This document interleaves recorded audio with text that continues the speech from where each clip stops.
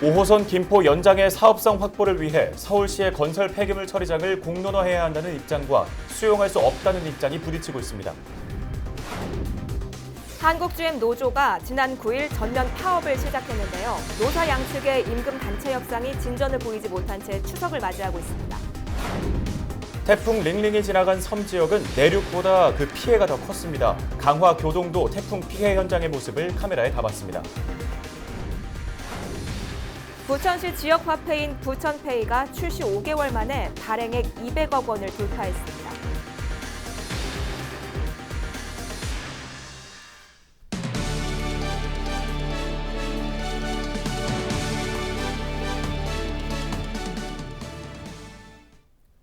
시청자 여러분 안녕하십니까? 헬로티비 뉴스 시작합니다.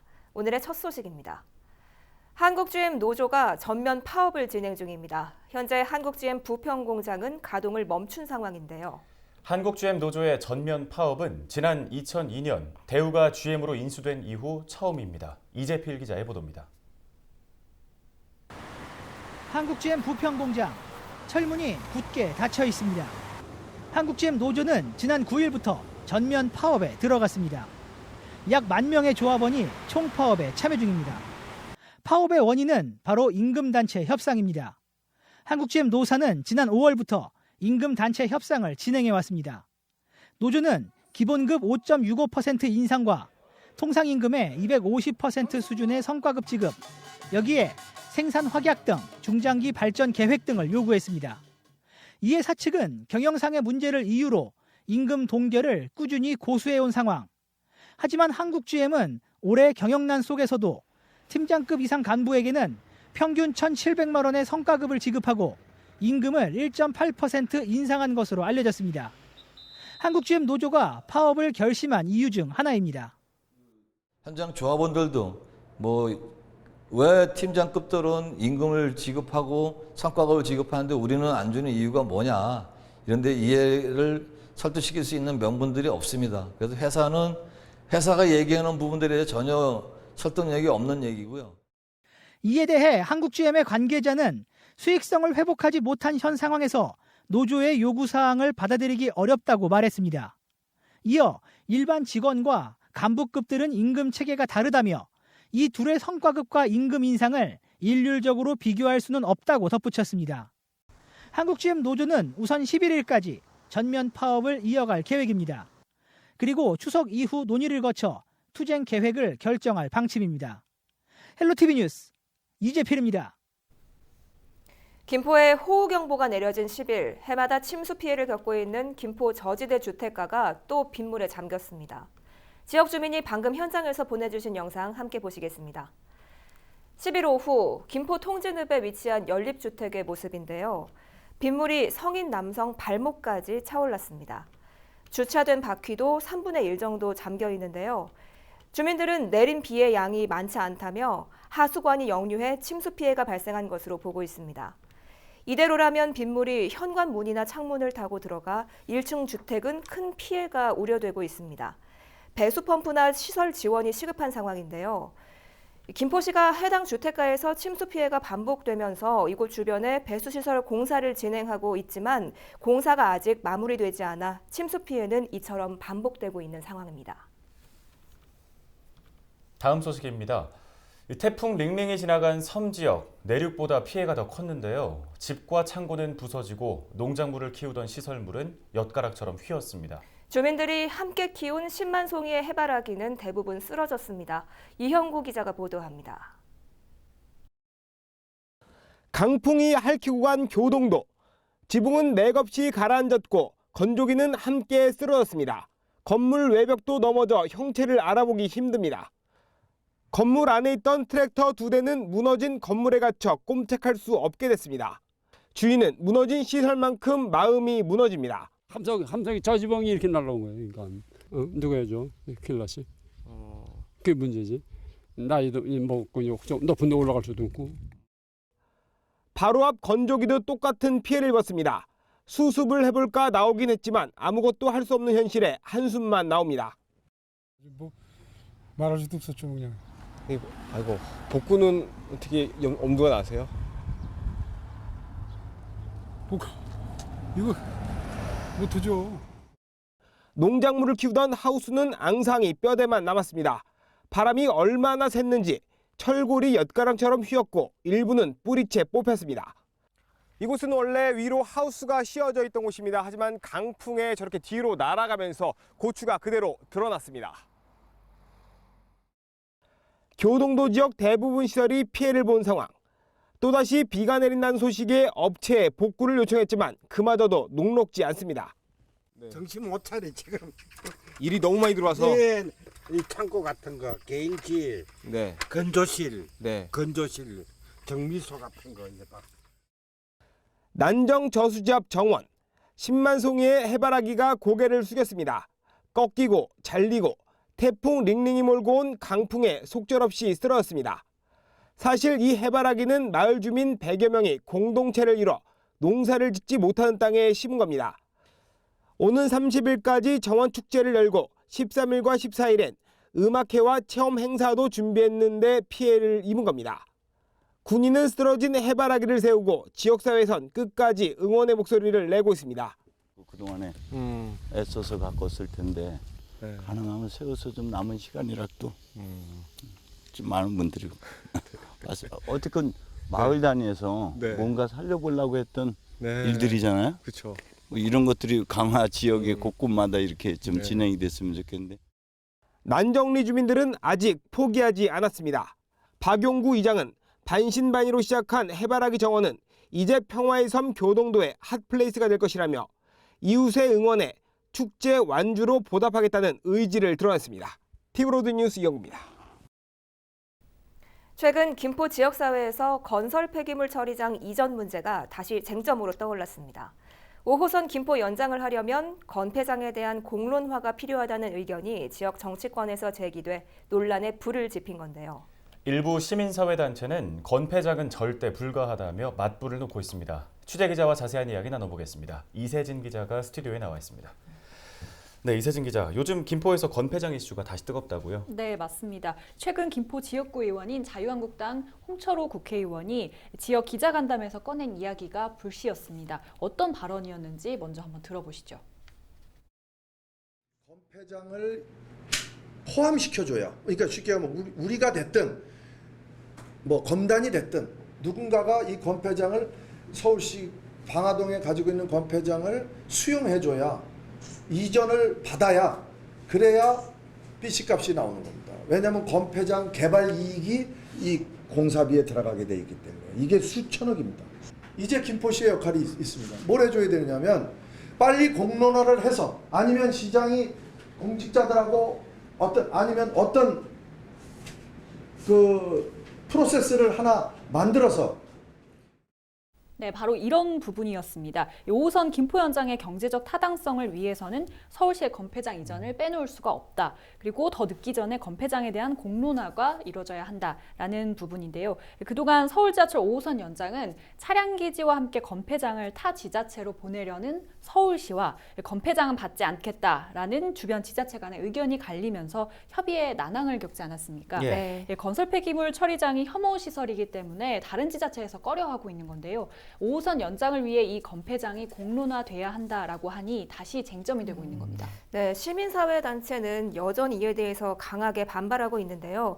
해당 발언 이후에 일부 시민단체는 건폐장은 절대 불가라면서 기자회견까지 열었죠. 네, 그렇습니다. 김포 정치개혁 시민연대와 김포 시민주권시대는 9일 기자회견을 열고 건폐장 공론화에 대한 입장을 밝혔습니다. 이들은 건폐장은 환경 재앙 수준의 시설이라면서 그런 시설을 유치했을 경우 김포 브랜드와 이미지에 돌이킬 수 없는 악영향을 미칠 것이라며 우려했습니다. 그러면서 건폐장을 받는 5호선 유치는 환경 문제보다 우선일 수 없다라고 못을 박았습니다.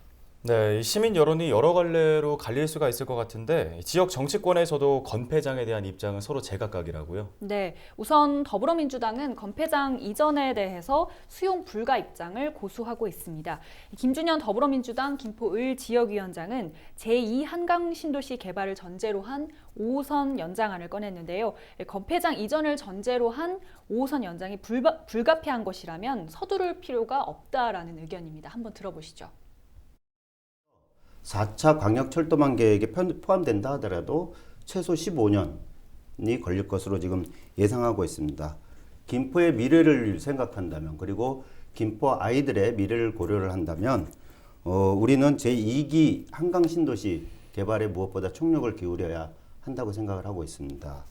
철도와 도로와 같은 기반 시설을 갖추려면 그 전제는 신도시입니다. 이 속에서 5호선 연장도 수면 위로 떠오르지 않을까 그렇게 생각하고 있습니다.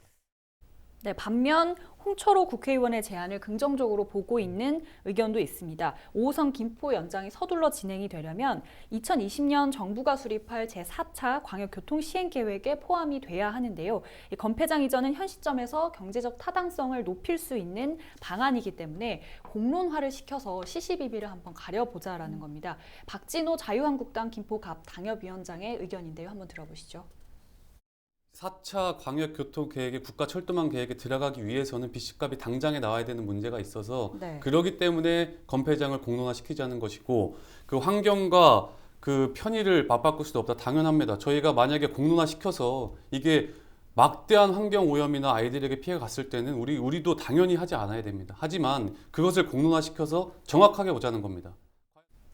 네, 일부 언론에서는 서울시가 건폐장 이전과 5호선 연장 사업은 분리 검토할 것이다라는 이제 보도를 내기도 했었는데, 사실 서울시는 공식적인 입장을 내놓은 적이 없습니다. 때문에 당분간 건폐장에 대한 논란은 지역 내에서 계속해서 이어질 것으로 보이는데요. 향후 어떤 파장을 일으킬지는 계속해서 한번 지켜봐야 할 것 같습니다. 네, 이에 대해서 여론이 어떻게 변화하는지 계속해서 지켜봐야겠습니다. 이세진 기자, 새로운 소식 나오면 전해주시죠. 수고하셨습니다.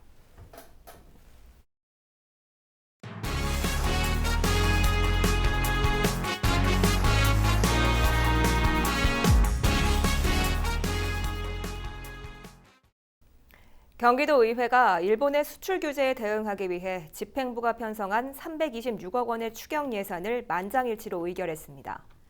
의결될 예산은 연구개발 225억 원, 자금 지원 100억 원, 전략 수립 1억 원 등입니다.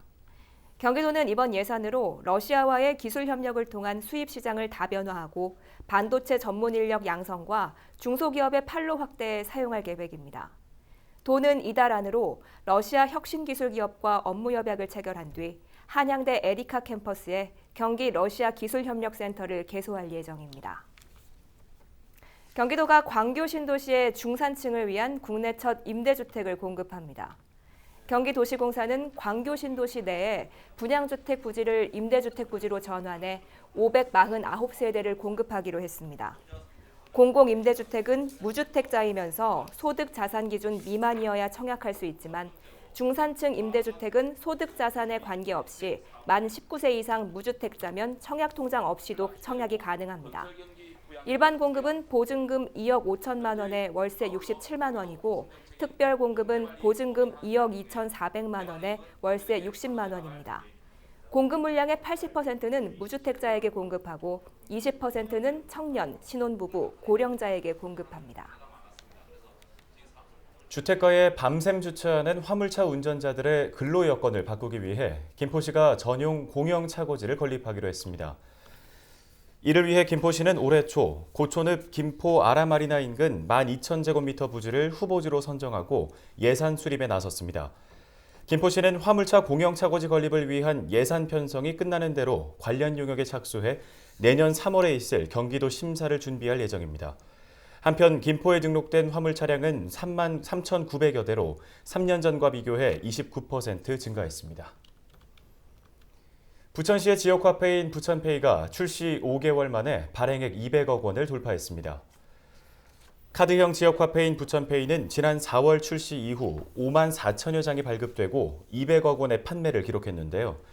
특히 판매액 중 148억 원 이상이 지역 내 소상공인업소에서 사용된 것으로 조사됐습니다. 부천시는 앞으로 부천페이를 구매하고 충전할 수 있는 오프라인 발행처를 현재 11곳에서 34곳으로 확대하는 등 사용 편의를 높일 계획입니다. 9일 밤 11시 30분쯤 인천시 서구의 한 열처리 도장 공장에서 화재가 발생했습니다. 불은 발생 2시간 10분 만에 진화됐습니다. 다행히 인명피해는 없었지만 생산 설비 등 약 4천만 원의 재산 피해가 발생했습니다. 소방당국은 집진기 내부에서 불이 시작한 것으로 보고 정확한 화재 원인을 조사하고 있습니다. 인천 남동경찰서는 음주운전을 하다 사고를 낸 혐의로 28살 A씨를 불구속 입건했다고 10일 밝혔습니다. A씨는 지난 8일 밤 12시 30분쯤 부평구 만월산 터널에서 만취 상태로 운전을 하다 앞서가던 승합차를 들이받은 혐의를 받고 있습니다. 사고로 승합차에 타고 있던 2명이 부상을 입고 인근 병원으로 이송됐습니다. 사고 당시 A씨의 혈중 알코올 농도는 면허 취소 수준인 0.11%였던 것으로 알려졌습니다. CJ 헬로에서는 민선 7기 1년을 맞아 우리 지역의 광역의원을 만나보는 기획 특집을 마련했습니다. 오늘은 교육 현장의 산업재해 예방을 위해 노력하고 계신 김포시 이기형 도의원을 만나 지난 한 해 되돌아봤습니다.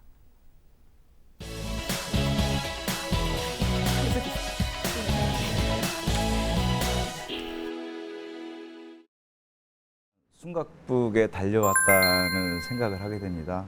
할 일은 많은데 시간을 쪼개서 해야 된다는 그런 생각도 해봤고요. 그렇지만 1년 동안 가장 그 지역 주민이 원하는 그런 사업을 상임위를 통해서 역점적으로 추진을 해왔습니다. 타 시군과 비교했을 때 김포 지역 교육 재정이 많이 부족하다 이렇게 판단을 했고 행정사무관사 때 이를 지적한 적도 있습니다. 그래서 2019년 예산 편성 시에는 올해 예산이 되겠죠. 2018년 대비 80%의 예산 증액을 통해서 신도시의 문제인 과밀학교 문제, 학교 개교 문제를 해결하는 초석을 마련했다는 데 보람이 있고요. 또 다른 한면은 김포 교육 발전을 위해서 부모님들이 원하시는, 지역세가 원하시는 고교 평준화에 대한 그 시금석을 놓는데 시민과 함께했다, 이런 데 보람을 느끼고 있습니다. 보편적 교육복지 확산의 일환으로 시작한 고등학교 무상급식의 일환입니다. 기존에는 의무교육기관만 무상급식을 실시해 왔는데요. 부모님들의 부담을 덜어드리고 또 학생들에게 균등한 급식을 제공하자 하고자 노력을 했고요. 조례 개정을 대표 발의를 통해서 고등학교까지 무상급식이 경기도 전 학교에 시행되는 조례안을 개정한 것을 보람으로 생각하고요. 산업안전보건 관련 분야입니다. 그래서 교육 현장에서 의외로 많은 산업재해가 일어나고 있습니다. 이런 재해를 방지하기 위해서 준비 중인 것이 경기도교육청 산업안전보건 증진에 관한 조례를 지금 준비하고 있습니다. 내년부터 경기도 내 모든 학교에 산업안전보건법 적용이 확대 실시될, 전직종으로 확대 실시될 예정입니다. 그거에 대비한 조례를 지금 준비하고 있고요. 나아가서는 지금 이미 시작한 고교 평준화라든가 그리고 또 정부와 같이 경기도 교육청이 같이 실시하고 있는 고등학교 무상교육, 내년부터 2학년 확대 실시되고요. 그리고 2021년에는 1, 2, 3학년 전체를 무상 교육을 실시하게 되는데 이런 기조에 맞춰서 좀 더 세밀하게 정책을 추진하고자 합니다. 도의회나 도 또는 교육청이 도민을 위한 그런 행정원에서 노력을 하고 있습니다. 그러나 다소 속도감이 떨어진다는 느낌은 저 역시도 도민의 한 사람으로서 느끼고 있는 것이고요. 이런 복지 정책이라든가 우리 삶을 도민의 삶의 질 향상을 위한 정책에 대해서 꾸준히 노력하겠다는 그런 각오를 말씀드리겠습니다.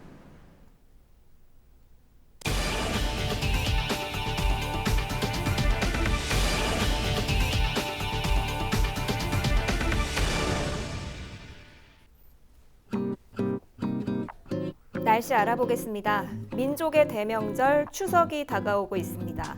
추석을 앞두고 가을 장마가 이어지고 있는데요. 화요일 오후부터 정체전선이 다시 남하해 중부지방 곳곳에 강한 비를 뿌리고 있습니다.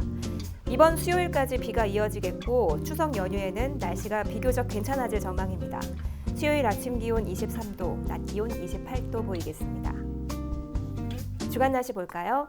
이번 비는 수요일 오전까지 이어지겠고 곳에 따라 집중호우가 예상됩니다. 추석 연휴 동안에는 대체로 구름 많고 일교차가 크겠지만 날씨로 인한 큰 불편함은 없겠습니다. 하지만 연휴 전까지는 곳곳에 국지성 호우가 예상되니까요. 태풍 링링에 이어 추가 피해가 발생하지 않도록 각별히 주의하시기 바랍니다. 전국 날씨 보시죠. 수요일 오전까지 수도권과 영서에는 200mm 이상, 영동에 100mm 이상의 많은 비가 내리겠습니다. 저희가 오늘 준비한 소식은 여기까지입니다. 헬로티비 뉴스는 언제나 지역 주민 여러분 곁에 있겠습니다. 시청해주신 여러분 고맙습니다.